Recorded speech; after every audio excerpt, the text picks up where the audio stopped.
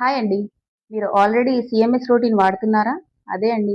Cleanser, face wash, moisturiser and sun screen.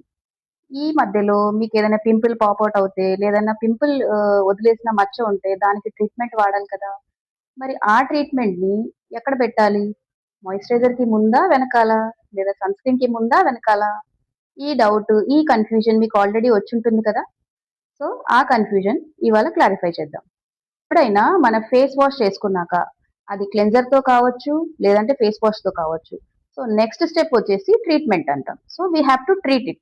ఇలా మీకు ఒక స్పాట్ అప్లికేషన్ చెప్పారనుకోండి, ఏదైనా పింపుల్ పాపౌట్ అయింది, సో ఆ ఏరియాలో పెట్టేసుకోవాలి. లేదు ఏదైనా పిగ్మెంటేషన్ ఉంది, దానికి ఏదైనా సీరం వాడుతున్నారు, టోటల్ ఫేస్ ఉంటే టోటల్ సీరం వాడొచ్చు. సో ఈ సీరం కావచ్చు, క్రీమ్ ఆర్ జెల్ మీరు యాక్నేకి పెట్టిన తర్వాత then you have to move to moisturiser. So ఈ రెండింటికి ఎంత ఎంత గ్యాప్ ఇవ్వాలి? సీరం అనుకోండి, it is light weight water based ఉంటుంది కాబట్టి ఒక 30 seconds తర్వాత you can shift to moisturiser. అదే క్రీమ్ ఆర్ జెల్ అనుకోండి, you have to wait for 1 minute, let it get observe, then you have to shift to moisturiser. తర్వాత moisturiser next వచ్చేసి sunscreen. ఈ moisturiser కి sunscreen కి కూడా ఒక 1 minute gap ఇచ్చి పెట్టుకోవాలి. Thank you.